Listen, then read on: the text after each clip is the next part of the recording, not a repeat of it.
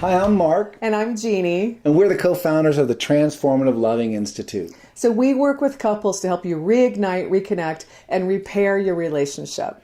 We're doing this series of videos on the LoveMap, and this is on attachment styles.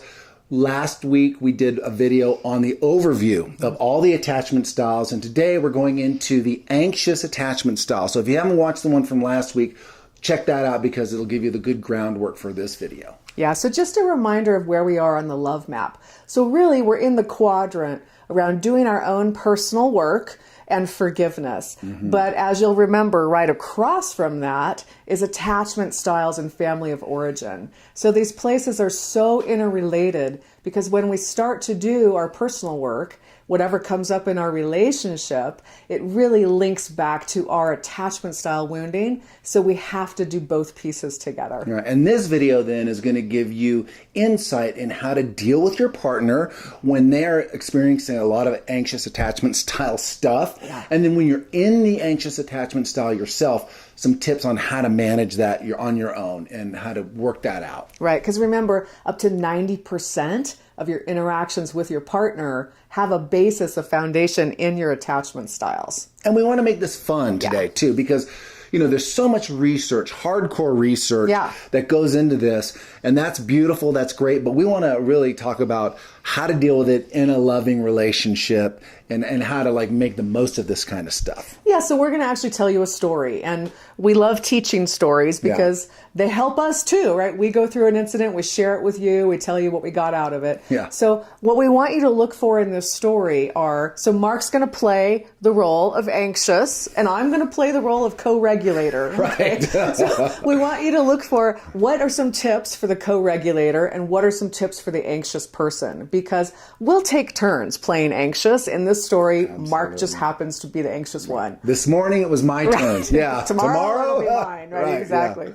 So here's what happens. So usually Mark gets up early, and usually he's downstairs playing guitar and singing. That's the state he's in when he gets up in the morning. Yeah. So this morning I got up first. I go downstairs, I'm making my tea, and Mark starts to come down the stairs. And we have this we'll talk more about signal cries in a minute, but we have this little signal we use when we're feeling like we need support. We call it the lamb, little lamb. And so Mark comes down the stairs and he goes, meh, meh. Bid for love, right? The signal. So clear. We just go big with these things, Yeah. right? So I quickly think to myself, okay, context. We're leaving tomorrow for Hawaii for 2 weeks. Yeah. Mark doesn't do so well in transitions. He's totally stressed out and he needs me to be there for him. And literally I thought that in a second. So he comes in, he notices there's no water in the hot water pot to make his instant coffee, and he starts to get more anxious. So I come in, I say, honey, I'll make it for you. It's gonna be okay. He goes and lays down on the couch for a minute, I make the coffee, and then we transition into our workout. That's my part of the story. I'm going to let Mark tell his part so you can kind of see how it went from the anxious perspective. Right. Well, so again, this morning I wake up in bed. I'm sleeping in a little bit. I'm a little bit off.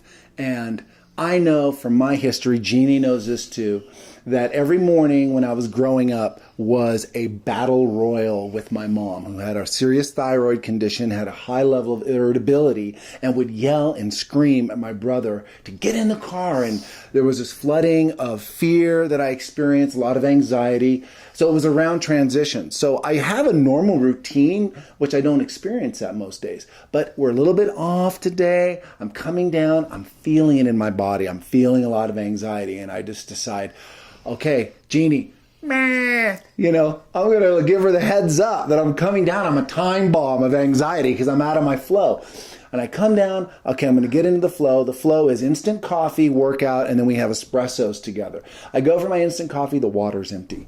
And I and I go, okay, I'm going to make an espresso. And, Jeannie says, well, honey, let's go ahead. I'll make you your instant coffee. And, she touches my hair. She's starting to co-regulate me. And I'm at this choice point. Do I fight for the espresso? No, I'm making espresso. Damn it, Or do I allow the influence in? Do I soften? And of course I do. I allow the influence and I soften. I just, I am feeling a lot of anxiety. So I'm experiencing the co-regulation, but then I'm also like, you know what?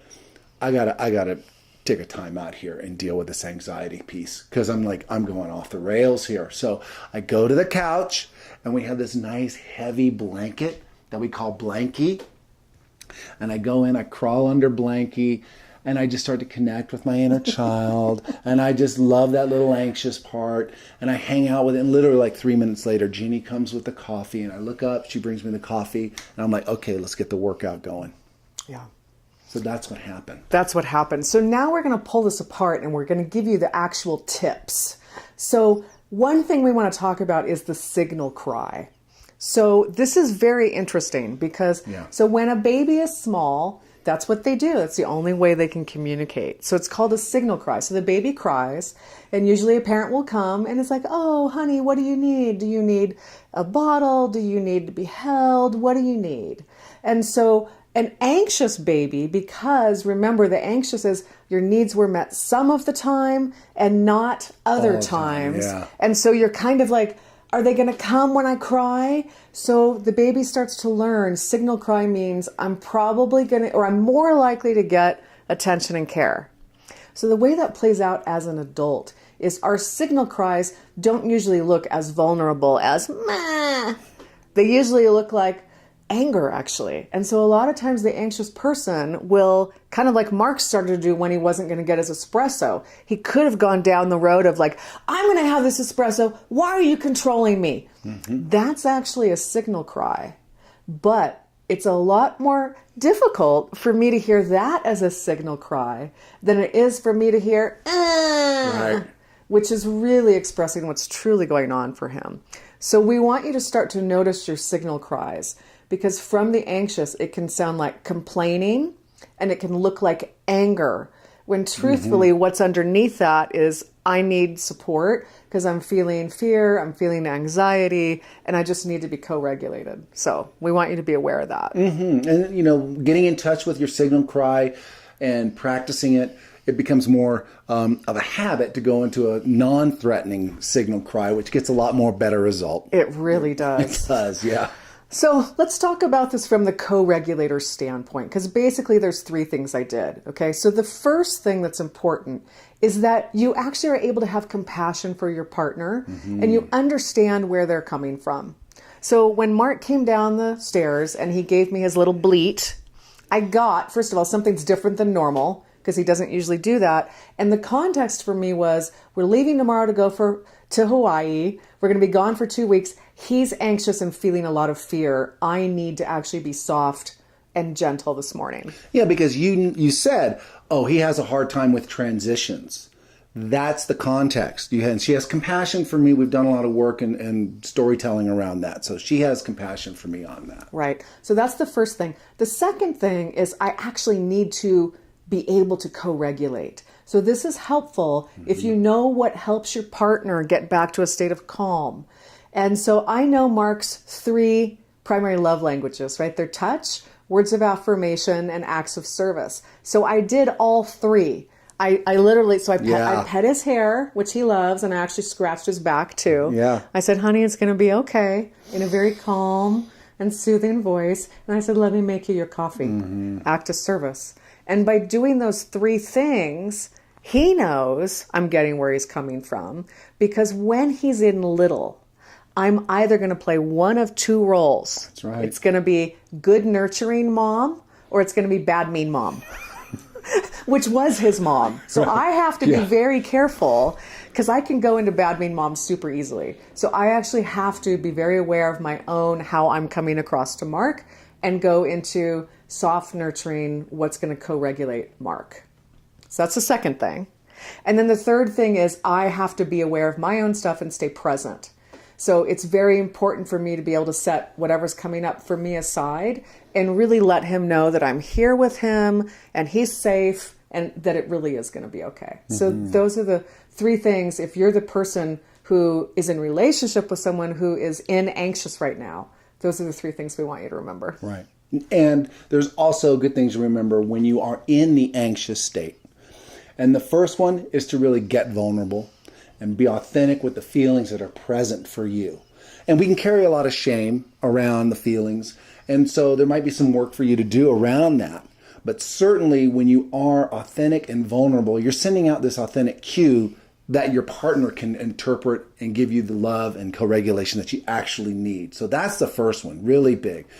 The second one is being able to receive the co-regulation, being able to receive those acts that are supportive of you to start to come down into a different state from your anxious. And that's a choice too. I had a choice to go into anger and just say, no, I want to fight for the espresso. But instead, I chose to accept those. And it's easy because I love the love language, you know. And there's a part of me that really does want to be co-regulated into secure attachment. Right. We all have that. So allowing that, finally, self-soothing, you know, really taking it on myself to do the work for that little anxious that's inside of me that's needing that love. I can get some from Jeannie, that's great, but at the end of the day, I have to really self-soothe to get myself back into secure attachment. And that's what I did with little Blanky. Right. And so we all have little tricks and ways to do that. We have videos even on how to develop those self-soothing techniques are critical. But the takeaway from that on my end is that this event only took about 5 minutes.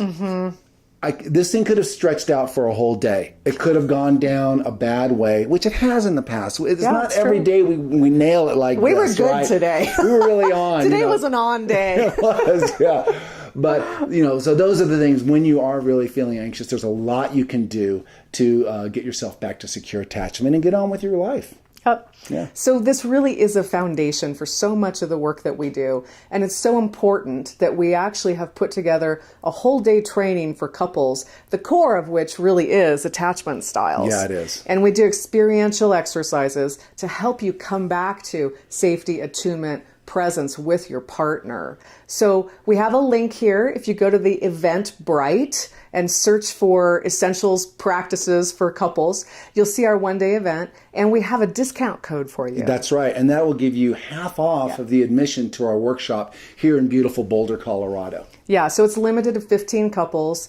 It's on July 28th, so we encourage you to sign up for that soon. And next week, we'll be talking about avoidant attachment styles. So tune back in for that. Yeah. And we hope you have a great week. Have a great week. Thanks for watching. Bye.